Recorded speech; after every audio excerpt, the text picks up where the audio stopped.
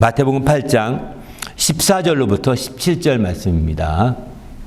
마태복음 8장 14절로 17절 말씀 다 같이 읽겠습니다. 시작. 예수께서 베드로의 집에 들어가사 그의 장모가 열병으로 앓아 누운 것을 보시고 그의 손을 만지시니 열병이 떠나가고 여인이 일어나서 예수께 수종들더라. 저물매 사람들이 귀신 들린 자를 많이 데리고 예수께 오거늘 예수께서 말씀으로 귀신들을 쫓아내시고 병든 자를 다 고치시니 이는 선지자 이사야를 통하여 하신 말씀에 우리의 연약한 것을 친히 담당하시고 병을 짊어지셨도다 함을 이루려 하심이더라. 아멘. 오늘은 계속 나누긴 말씀입니다. 이루게 해서 누리며 살도록 이런 제목의 말씀으로 나누고자 합니다. 우리 그리스도인들은 예수님께서 다 이루신 사실을 믿는 자들입니다. 예수님께서 모든 걸 다 이루었다고 하는 것. 주님이 마지막 요한복음 19장 30절에 보게 되면은 주님께서 다 이루었다고 하시면서 이제 머리를 숙이고 운명하시지 않습니까? 이렇게 주님이 다 이루신 거예요. 주님이 선포하실 만큼 마지막 그 십자가의 그 죽음 앞에서 선포할 만큼 다 이루신 거거든요. 이 얘기는 바꿔 말한다고 한다면 주님이야말로 우리의 최고의 해결사가 된다는 것을 말씀하고 있는 거죠. 주님이야말로 최고의 해결사입니다. 그분이 모든 해결하지 못할 것이 아무것도 없다는 것입니다. 이미 어쩌면은 나중에 미래에 해결하는 것이 아니라 이미 해결해 놨다 이런 뜻이기도 합니다. 미래의 어느 날 그분이 해결하실 것이다가 아니라 다 이루셨다는 것은 이미 해결책을 다 마련해 놨다는 것입니다. 해결하는 방식은 나타나는 것은 미래에 나타날지 모르겠지만 이미 해결되어서 다 그 대책을 다 가지고 계신 분이시다. 이렇게 말씀드릴 수 있는 거죠. 그러기에 우리는 주님께서 우리가 이렇게 해결해 놓으셨고 또 그 대책을 가지고 계시고 또 모든 것들을 다 이루셨기 때문에 우리는 주님께 철저히 주님을 붙들고 주님을 의지하고 주님을 힘입어 사는 것이죠. 우리 신앙이 이렇게 적극적으로 주님을 붙들고 주님을 의지하고 주님을 힘입어 사는 것, 이런 신앙이 되지 않으면 우리 신앙은 진정한 크리스찬이라고 할 수가 없는 거죠. 그저 세상 사람들처럼 그렇게 살 수밖에 없지 않겠습니까? 바로 주님이 우리의 모든 것을 해결하시는 그런 분이시라는 것을 믿는 거죠. 여기서 우리가 꼭 필요한 것은 뭐냐? 이제 기도죠. 주님이 이렇게 해결해 주시고 다 이루었다는 사실을 믿는다고 한다면, 그래서 예수님을 주님이라고 인정한다면 우리가 꼭 해야 될 것 중에 한 가지가 기도입니다. 우리가 기도를 통해서 그 해결책을 주님이 이미 이루신 것을 이제 우리가 누리고자 하는 거거든요. 우리가 그것을 주님이 다 이뤘다고 선언하셨건만 내가 그것을 못 누리는 것은, 내가 그걸 못 힘입고 있는 그것은 내가 그만큼 기도하지 않았다는 것을 나타냅니다. 내가 기도만 한다면, 내가 주님께 간구한다면 주님께서 해결해 놓으신 그것, 이뤄 놓으신 그것을 우리는 누리며 살 수 있는 모든 주의 성도들이 될 수 있는 거거든요. 그래서 우리는 적극적으로 이렇게 주님의 것을 힘입어 살기 위해서 우리에게는 누구보다도 기도가 필요한 거죠. 그래서 주님께서 공생에 들어가서 처음으로 가르쳐 준 것도 기도에 대해서입니다. 많은 것도 있지만 처음으로 너희는 기도를 이렇게 하라고 기도를 가르쳐 주셨지 않았습니까? 다른 거 많이 있지만 그것보다도 먼저 주님이 이렇게 하라고 제시해 주시고 이렇게 하라고 가르쳐 준 것은 기도입니다. 물론 그 앞에 뭐 복이 있다는 말씀 많이 하시지만 이렇게 하라고 하진 않으셨거든요. 그만큼 주님께서 우리를 적극적으로 가르쳐 주기 원했던 것이 이런 기도였다는 거예요. 왜냐하면 주님이 다 이루시고 주님이 다 해결해 오시지만 실제 그걸 누리고 그걸 힘입고 그걸 내가 온전히 나의 것으로 만들어 사는 데 있어서는 기도가 없이는 안 되는 거거든요. 기도가 뒷받침되어야 그걸 다 누릴 수 있는 거죠. 그러기에 우리는 주님 앞에서 적극적으로 정말 기도를 하는 주의 성도가 되시길 바랍니다. 어디에 있든 무엇 하든지 간에 항상 이렇게 깨어서 기도하라고 이렇게 말합니다. 쉬지 말고 기도하라고 이렇게까지 표현하고 있죠. 쉬지 말고 기도하는 거예요. 정말 우리는 그러니만큼 우리가 적극적으로 기도하는 그런 주의 성도가 되시기를 예수님의 이름으로 부탁을 드립니다. 할렐루야. 그러면 주님께서는 무엇을 이루시기 원하셨느냐? 주님이 이루기 원하셨던 것은 아버지의 뜻을 이루기 원하셨던 것을 보게 됩니다. 주기도문에서도 그래서 이렇게 말씀하시죠. 바로 뜻이 하늘에서 이루어진 것 같이 땅에서 이루어지이다 라고 이렇게 기도하지 않습니까? 이 기도는 바로 주님이 우리에게 주문으로 준 것이 아닙니다. 기독교 교리의 주문으로 준 것이 아니라 이것은 우리가 응답받아야 할 기도인 겁니다. 주님이 기도했던 대표적인 기도요, 우리가 주님이 응답받고자 했던 기도요, 우리가 응답받아야 할 기도 제목입니다. 그러기에 우리는 이것을 우리가 매주마다 예배 때마다 한 번씩 또 기도하지만, 이렇게 우리가 고백을 하지만 고백으로 끝날 문제가 아니라 이것이 나의 기도의 중심에 서야 되는 것이죠. 주님이 가르쳐준 기도가 말이죠. 그래서 그 기도가 정말 내게 21세가 지난 지금 시간에도 그것이 응답되어야 되고 그것이 실현되도록 우리가 계속해서 기도하는 것이 필요한 겁니다. 주님은 그래서 이 기도에 대해서 가르쳐주고 있는 것이죠. 그래서 주님께서는 이렇게 또 요한복음 17장의 4절에서는 이렇게도 주님 기도하실 때 하는 얘기인데요. 아버지께서 내게 하라고 주신 일을 내가 이루어 아버지를 이 세상에서 영화롭게 하였사오니, 이렇게 하면서 계속 기도해 가십니다. 요한복음 17장은 기도 전체가 다 기도장이에요. 기도로 이루어진 성경 말씀입니다. 기도문을 그대로 써놓은 것이 요한복음 17장입니다. 그런데 그 기도 중에 초반부에 하신 말씀에 아버지께서 내가 하라고 주신 일을 내가 다 이루어서 아버지를 세상에서 영화롭게 했습니다. 이제 4절, 5절, 그 다음에 9절 보게 되면 이제 아버지여 나를 영화롭게 하옵소서. 창세전에 아버지와 함께 누렸던 영화로서 나를 또한 영화롭게 하옵소서라고 5절에는 그와 같이 기도하십니다. 그렇습니다. 이 기도도 주님의 기도지만 우리가 응답받아야 할 기도인 거거든요. 우리도 똑같은 기도하면서 응답받아야 할 기도라고요. 이제 주님이 아버지의 뜻을 이루시듯 우리도 주님의 뜻을 그대로, 주님의 말씀을 따라 그대로, 그것이 우리의 목표가 되는 겁니다. 우리도 아버지의 뜻을 이루는 것이 우리의 목표가 되는 것이죠. 그리고 아버지를 영화롭게 하는 것, 아버지께서 내게 하라고 하신 일이 무엇이겠습니까? 아버지의 뜻을 이루는 그 일이겠죠. 그 일을 다 이루어서 아버지를 세상에서 영화롭게 했습니다. 이제 창세전에 아버지와 함께 누렸던 그 영화로 나를 영화롭게 하옵소서라고 이렇게 기도해야 되는 거죠. 이런 기도들이 지금도 우리는 계속해서 우리의 기도에 된다는 거예요. 그런데 많은 사람들이 주기도문은 여러 번 외우지만 그 기도를 응답받으려고 하지 않는다는 것입니다. 주문처럼 외우긴 하더라도 그것이 나의 기도 제목이 안 되는 거죠. 다시 말해서 주님의 그 주기도문의 기도 제목이 내 일생의 목표가 안 된다는 겁니다. 내 삶의 목표가 되지 않는 거죠. 그 기도가 내 삶에 응답받는 목표가 돼야 되는데 우리는 그 기도 빼놓고 엉뚱한 기도만 합니다. 육신에 속한 것만 기도하다가 응답 안 된다고 또 실망도 하다가 또 응답됐다고 감사도 하다가 육신의 것까지 살다가 그냥 가는 거예요. 주님과 상관없이. 주님은 그렇게 기도해서 응답받길 원했는데 그 기도가 나도 그렇게 기도해서 나도 응답받아야 주님 앞에 갔을 때 너도 잘했다 칭찬하지 않겠습니까? 그런데 주문처럼 외우긴 하더라도 그 기도를 응답받고자 하는 의지와 응답받고자 하는 그런 마음들이 약하다는 겁니다. 여기에 우리 자신이 한번 돌아볼 필요가 있는 거죠. 그래서 우리는 적극적으로 주의 말씀을 따라서 이렇게 기도하셔서 꼭 응답받는 주님의 성도가 되시기를 예수님의 이름으로 부탁을 드립니다. 할렐루야. 그래서 적극적으로 하나님의 말씀을 따라 나가야 되는 거죠.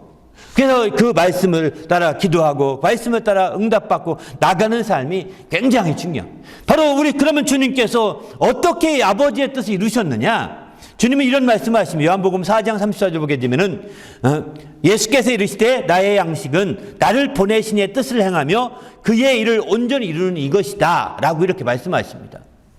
바로 아버지의 뜻을 이루는 것이 그의 양식이라는 겁니다. 양식은 알다시피 양식이 공급 안 되면 죽게 되지 않습니까? 양식이 끊어지면 죽습니다. 바로 이처럼 주님은 아버지의 뜻을 이루는 그것이 양식 삼아서 그 양식을 이루지 못하면 죽는 거예요.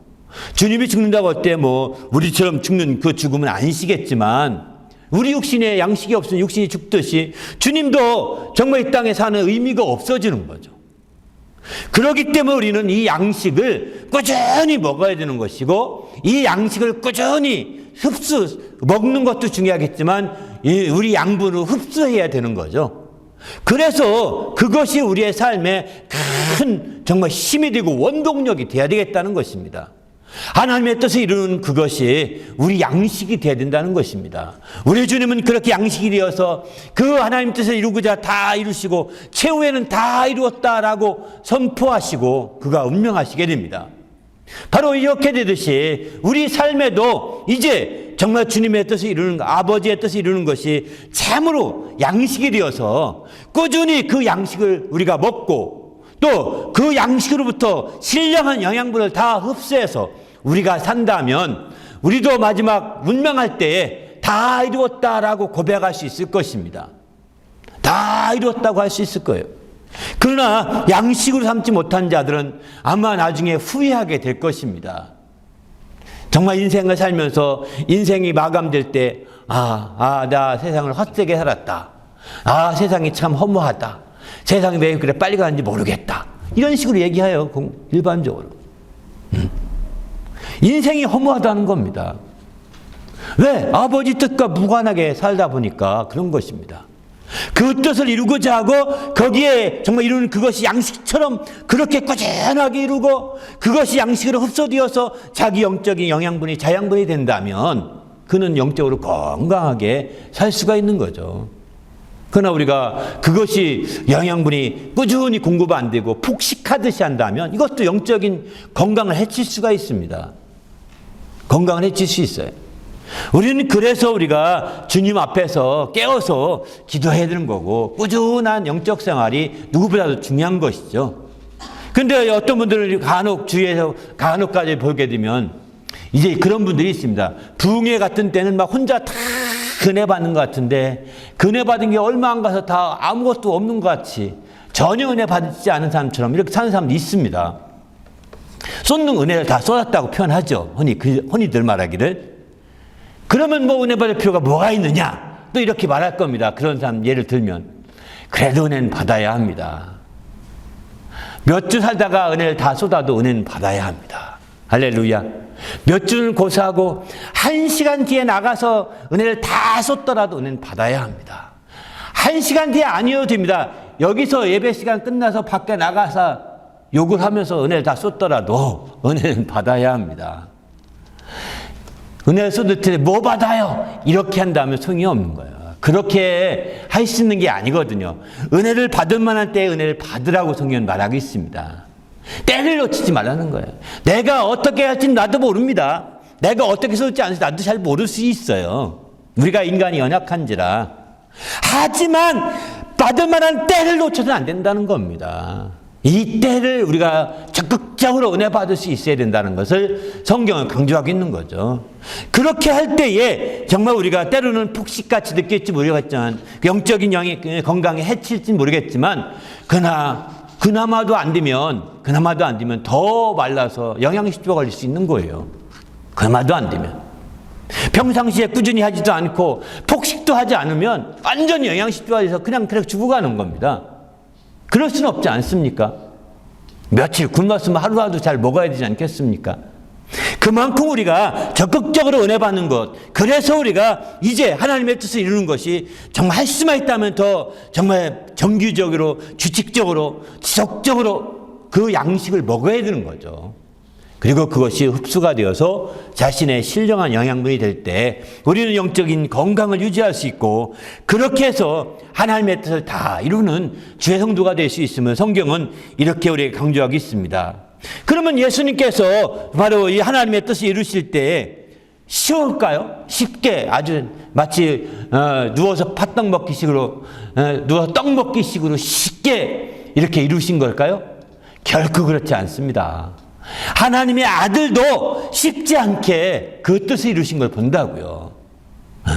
우리가 아다시피 그가 이제 십자가에서 그 겟세마네 기도 마지막 기도하실 때 이 고난의 순간이 지나가기 원한다 그러지 않습니까?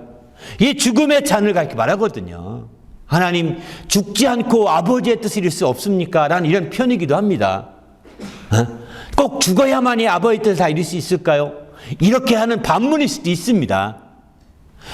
할 수만 있으면 죽지 않고 아버지 뜻을 이루기 원합니다. 하지만 그게 내 뜻이지만 내 뜻대로 하지 마시고 내 원대로 하지 마시고 아버지 원대로 되게 원한다고 그러지 않습니까? 그만큼 그도 하나님의 아들이시지만 고민하고 갈등하고 마음속에 번민하고 있는 겁니다. 그 정도일까요? 더 나가서는 주님께서 이제 누가복음 12장 50절 보게 되면은 나는 받을 침례가 있으니 그것이 이루어지기까지 나의 답답함이 어떠하겠느냐 이렇게 말씀합니다. 여기서 나는 받을 침례가 있다 이렇게 말씀합니다. 침례입니다. 여기 한글 성경에는 세례라고 쓰여 있기도 하죠. 그래서 나나 밑에는 침례라고 쓰여 있습니다. 원래는 침례가 맞다고 합니다. 침례만 뭐냐면 잠기는 거거든요. 그러면 예수님이 뭐에 잠겼느냐? 죽음에 잠긴 겁니다. 완전히. 예수님이 세례받았다고 한다면 살짝 죽었다가 이렇게 정신 살짝 났다가 깨어난 거거든요. 이렇게 했다고 한다면 이거는 가연설에 속한 거여서 이단들이 주장하는 겁니다. 예수님이 세례받으신 분이 아니라 침례 받으신 분이시거든요. 근데 그 물속에 침례도 받았지만 바로 사망의 침례를 받으신 겁니다.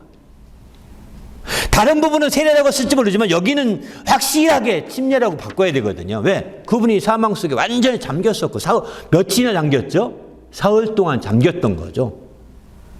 완전히 사망 속에 완전히 죽었던 겁니다. 살짝 죽었다 깨어난 게 아닙니다. 저도 죽었던 사람, 실실했던 사람 살린 적이 한 번 있었는데 죽었던 건 아닌 것 같아요. 한 8시간인가 9시간, 8시간, 한 5시간, 8시간 그 사이 정도는 실실했던 것 같은데, 하여튼 5시간은 안 되겠네. 한 내려고 오르고 하면 몇 시간? 한 30분. 한 2시간 정도는 실신했었어요. 2시간. 2시간이요. 왔다 갔다 한 시간들 다 포함해서 또 제가 함께 기도하고 막 했던 시간 생각하면 2시간 정도 되는 것 같습니다. 그렇게 해서 이제 실신해서 살린 적이 있는데 그렇게 실신한 게 아니었습니다. 예수님은. 완전히 죽으셨던 거죠. 그래서 내가 받을 침례가 있다 이렇게 말씀하시고 그런 침례를 이루기까지 내가 얼마나 답답한지 아느냐라고 이렇게 묻고 계신 겁니다. 누가복음 12장 50절에 보게 되면은 나의 답답함이 어떠하겠느냐 너희가 이해할 수 있겠느냐라고 이렇게 말하는 겁니다. 그만큼 우리는 주님 앞에서 정말 이 주님의 하나님의 뜻을 이루는 이것이 쉬웠던 것이 아니라는 거예요. 주님도 답답하게 느낄 만큼 그분도 참으로 어렵게 느낄 만큼 그런 거죠.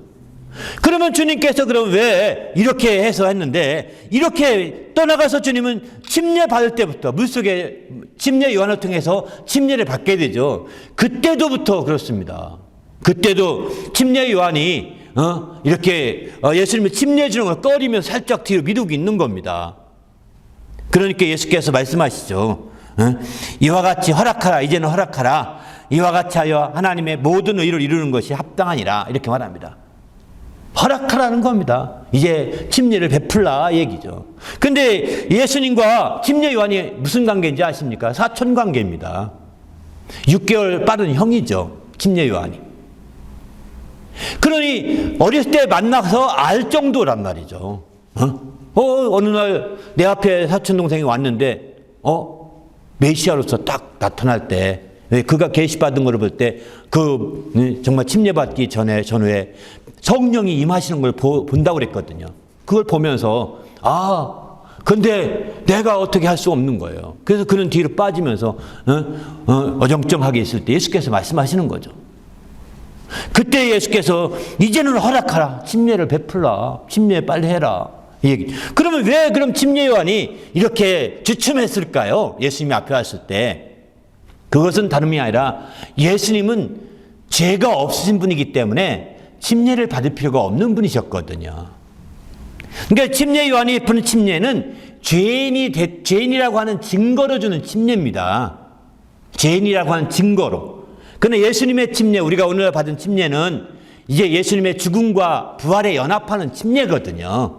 죄인이라고 하는 침례가 아니라 죽음과 부활에 연합하는 침례인데 침례 요한이 베푸는 침례는 바로 죽음이라고 하는 것에 죄인이라고 하는 것에 나는 죄인입니다 라고 인정하는 침례입니다.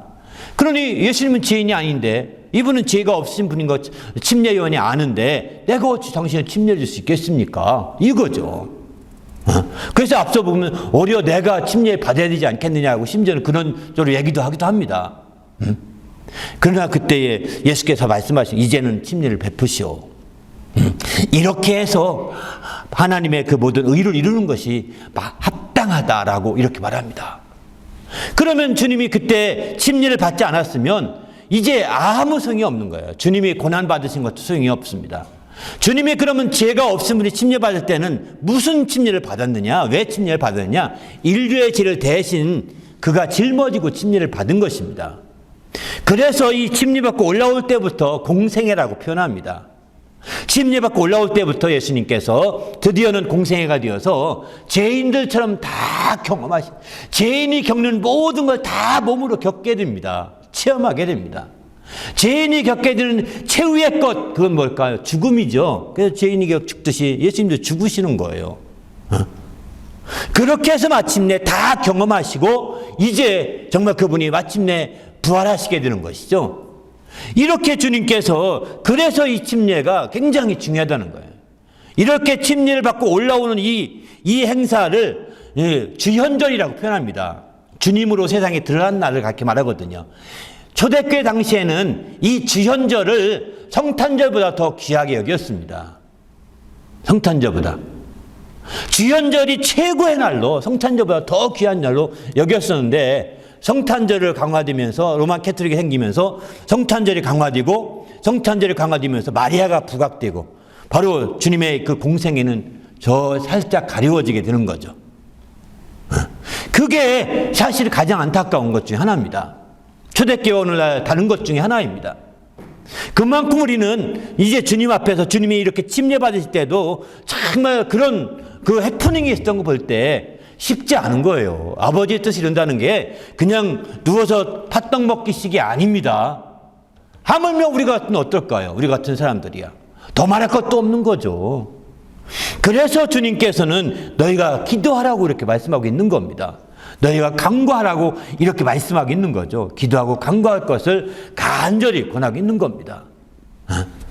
우리도 이제 정말 주님이 기도해서 아버지의 뜻을 이루고 또 주님이 성령 이렇게 침례받고 올라올 때 성령이 비둘기처럼 그에게 임했다고 했습니다. 이런 성령의 인도함 받아서 그가 아버지의 뜻을 이루듯이 우리도 오늘날 이제 아버지 하나님의 뜻을 이루기 원한다면 주님이 기도한 대로 가르쳐준 대로 기도하고 또 주님께서 마침내 부활 후에 성령을 받으라고 명령하시잖아요. 그리고 마침내 성령을 기다리라고 말씀하시고 이렇게 성령을 이끌림 받아서 우리가 이제 신앙생활 하기를 주님은 간절히 원했던 거죠. 그것은 다 뭐냐? 성령이 이와 같이 하나님의 뜻을 이루도록 강구해 주시는 분이기 때문입니다. 바로 로마서 8장 27절에 보면 마음을 살피시는 이가 성령의 생각을 아시나니 이는 성령이 아버 하나님의 뜻대로 성도를 위하여 강구하심이니라 이렇게 말씀하시죠. 이렇게 성도를 강구해 주심으로 이제 우리가 온전히 하나님의 뜻을 이룰 수 있는 길이 이루어지는 거죠. 성령이 예수를 통하여 강구해 주셔서 예수님이 하나님의 뜻을 이루도록 정말 강구해 주신 것도 역사했을 것입니다. 하나님의 아들임에도 불구하고요. 오늘날 같은 주님의 육신의 연약함을 짊어지고 있는 우리로서는 더 말할 것이 없는 겁니다. 그러기에 우리는 주님 앞에서 철저히 기도하시고 또 이렇게 성령의 인도를 받으셔서 주님의 뜻을 이루는 성도가 되시기를 예수님의 이름으로 부탁을 드립니다. 할렐루야. 그러면 주님께서 이렇게 어려운 중에도 답답한 중에도 하나님 뜻을 이루셨는데 주님이 구체적으로 이루고자 했던 건 무엇이냐면 하나님의 뜻을 이루는데 구체적으로 이루고자 했던 것은 오늘 본 말씀처럼 바로 선지자들로 하신 말씀을 이루고자 했던 것이죠. 모세의 말씀을 이루고자 했던 것이죠. 또 시편의 말씀들을 이루고자 했던 것입니다.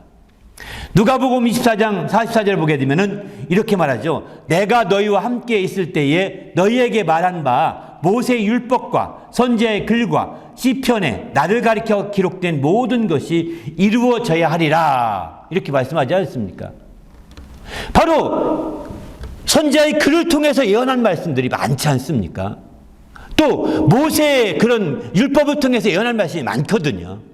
또 시편을 통해서 예언한 말씀이 많거든요.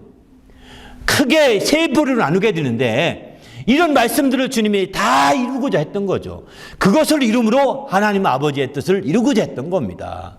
전체적으로는 아버지의 뜻인데 이렇게 예언된 말씀을 이름으로 말미암아 아버지의 뜻을 이루고자 했던 것입니다. 그래서 마태복음에 보게 되면은 이렇게 이루고자 하심이라 이런 표현이 굉장히 많이 나옵니다. 선지자의 말씀을 다 이루고자 하심이라, 모세의 글을 이루고자 하심이라, 이렇게 이루고자 말씀을 이루고자 한다는 표현이 마태복음만 13번이 나옵니다. 오늘 본문의 8장 17절 외에도요 13번이 나옵니다. 그러니까 예수께서 병든 자를 고치고 또 베드로의 장모의 집에 들어가서 이제 그 열병을 고치신 것도 이 말씀 때문에 고치셨다는 겁니다. 말씀을 이루시려고 했다는 겁니다. 그러니까 그가 하는 모든 거 하나하나가 말씀을 이루시고 그렇게 해서 아버지의 뜻을 이루고자 했던 것이죠. 그래서 마태복음만 해도 13번이 나오게 되고요. 그 외에도 이렇게 말씀을 이룬다는 표현이 5번, 4번 더 나옵니다. 복음서에 4번, 세 복음서에 4번이 더 나옵니다. 반면에 이제 요한복음에서는 이 이룬다는 표현과 비슷한 표현이 응한다는 거거든요. 응하게 하려 하심이라 이런 표현이 많이 나오죠. 이 부분에 대해서는 9월 초쯤에 저희가 이 말씀 한번 드렸습니다만은 요한복음에 응한다는 표현이요. 말씀을 응한다는 표현이 8번 나오게 됩니다. 다른 복음서에는 1번밖에 안 나오는데 요한복음에 8번 나와요.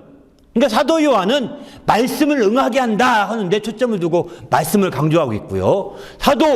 마태 사도죠. 사도는 이제 이루어지게 한다 하는데 초점을 두고 있는 거죠. 모두 다 말씀을 이루고 말씀을 응하게 하는 것입니다. 바로 예수님이 그 일을 하셨다. 그렇게 해서 하나님의 뜻을 이루셨다라는 것을 간증하고 있고 증언하고 있는 것이죠, 사실은. 그러면 예수님께서 이렇게 하나님의 뜻을 다 말씀을 통해 다 이루셨는데 그걸 지켜본 제자들이 사도행전을 통해서 또 뒤에 서신서를 통해서 제자들은 어떻게 증거했을까요? 무엇을 증거했을까요? 그들의 증거의 핵심은 부활이었습니다. 왜냐하면 이 부활은 말씀을 이루는 것, 아버지의 뜻을 이루는 것의 핵심이었기 때문입니다. 그래서 아버지께 너희가 법 없는 자의 제 손을 빌려서 저를 죽였으나 그를 살리신 이는 아버지시다. 하나님이 살리셨다라고 강조하고 있는 거죠. 하나님이 살리셨다고 강조하고 있습니다. 주체가 하나님이십니다. 예수님도 삼위일체 중에 한 분이시니까 스스로 죽으셨다가 살아났다 이렇게 해도 될 것 같은데 그렇게 되면은 말씀이 응하지 않거든요. 하나님이 살리셨다고 강조하고 있는 거죠. 하나님이 살리신 겁니다. 하나님이 어떤 분이신가요? 의로우신 하나님이시잖아요. 하나님이 예수를 살리신 것은 예수의 죄가 없기 때문에 살리신 것이지 예수가 하나님의 아들이어서 살린 것이 아닙니다. 예수가 죄가 없는지라. 그런데 예수님이 죽어서 인류의 죄를 뒤집어 쓰고 그러니 그를 내버려 둘 수가 없는 겁니다. 그래서 사흘 만에 그를 살려내시는 거죠. 이것을 안 제자들이 하나님이 예수를 살리셨다. 하나님이 예수를 살리셨다고 10번, 12번 정도나 간절하게 사도행전을 강조하고 있어요. 이렇게 그가 살리셨다고. 또 아까 누가복음 24장 44절도 그것은 이루어져야 하리라. 바로 한 말이 이것이라 하겠는데 이 가르침 이것도 부활입니다. 왜? 당시에 엠마오로 가는 제자들이 2사람이 있는데 그 제자 2사람이 예수의 부활을 믿지 않고 아이고 말이지 예수님이 부활하셨대. 난 안 믿겨져. 몰라 집으로 가자. 이러고 있었거든요. 그때에 예수님이 나타나서 그들에게 모세의 글과 또 선지자의 글과 시편에 있는 말씀들을 다 열어서 그들에게 풀어서 알려줍니다. 그래서 그들이 뜨거워졌다고 했습니다.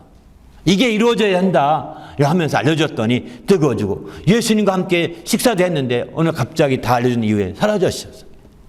그리고 그들이 그분이 예수님이라는 사실을 알고 다시 예루살렘 올라가서 제자들에게 보고하게 되죠. 예수님 이렇게 살아나신 분이라고. 그래서 이 누가복음의 그 말씀이 기록되게 된 겁니다. 이렇게 되듯이 부활은요 굉장히 중요한 거예요. 예수님이 부활하셨다는 것은 반대로 말하면 예수님이 무지하다는 것을 증명하는 겁니다.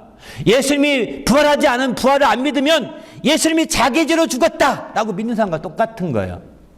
예수님이 자기 죄로 믿었다는 겁니다. 예수님이 죄가 없는 분이신데 자기 죄로 죽었을까요? 그러면 침례 요한이 침례를 베풀 때 주춤거릴 필요가 없어요. 그도 죄인이기 때문이죠. 근데 죄가 없는 분을 죄인 되게 하려니 얼마나 뭐하겠어요. 그러니까 주춤주춤 할 수밖에 없는 거죠. 바로 예수님이 부활하셨다는 것은 그분이야말로 죄가 없는 분이심을 확실하게 믿을 수 있는 증거예요. 증거입니다. 그래서 예수께서 이 부활하셨음을 제 아들은 아주 그 하나님의 뜻을 이루셨다고 강조하지 않고 예수님이 살리셨다, 하나님이 살리셨다, 의로우신 그 하나님이 살리셨다라고 강조하면서 그것만 12번 정도 이렇게 사도행전을 강조하고 있는, 가는 곳마다 강조하는 것입니다.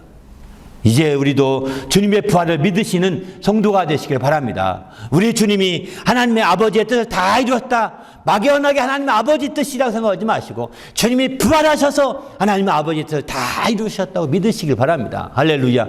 이렇게 될 때 정말 우리가 온전히 주님을 참된 주님을 믿을 수 있는 거죠. 그러면 주님이 이렇게 하나님의 뜻을 이루기 위해서 죽기까지 하시고 이렇게 하시고, 우리도 하나님의 뜻을 이루려면 죽기까지 해야 되죠. 하나님의 뜻을 이렇게 이룰 때 하나님은 어떻게 그를 대우할까요? 그냥 알았다, 마음대로 살아라 이렇게 할까요? 아닙니다. 하나님이 그를 지극히 높이셔서 바로 하늘에 있는 자들과 땅에 있는 자들과 땅 아래 있는 자들 다 무릎 꿇게 하시고 예수 그리스도를 주라 하시나요 영광을 돌리게 한다라고 빌립보서에 이렇게 2장에 말씀하고 있죠. 바로 영광을 돌리게 한다는 겁니다. 그래서 우리는 주님 앞에서 철저하게 영광을 돌리는 그런 삶을 누릴 수 있도록 주님께서 그 뜻을 이루게 하셔 주신 거예요. 주님이 이루셨고 또 우리도 이룰 수 있는 길을 열어주신 겁니다. 우리 모두도 이제 주님의 뜻을 이름으로 말미암아 주님이 지극히 하나님께 지극히 높여주시는 우리 주님의 그 길을 함께 따라가는 성도가 되시길 바랍니다. 할렐루야. 우리가 그저 주님의 뜻에 무관하게 우리가 산다면 우리는 정말 주님이 하나님께 지극히 높이시는 우리 주님의 길을 따라갈 수가 못할 것입니다. 그저 자기 멋대로 살 수밖에 없는 것이죠. 우리는 주님 앞에 철저히 이렇게 주의 뜻을 이루는 성도가 되시기를 예수님의 이름으로 부탁을 드립니다. 할렐루야. 간절히 기도할 때, 하나님 또 오늘 또 함께 기도할 때 내가 철저히 하나님의 뜻을 이루므로 말미암아 마침내 정말 하나님의 높이신 역사를 체험하고 누리는 그런 삶이 되게 달라고, 주님이 이루어서 하나님의 뜻을 다 이루어서 우리로 하여금 그 놀라운 축복을 누릴 수 있는 길을 열어주셨는데 우리가 다 열어주신 그 축복을 다 누림으로 말미암아 또 그 뜻을 이루게 하시고 또 마침내 하나님께 영광을 돌리며 우리도 마침내 주님의 그 길을 함께 가는 자가 될 수 있도록, 주님의 높이심을 함께 받으시는 성도가 될 수 있도록 축복해 달라고 하면 간절히 합심해서 기도하겠습니다.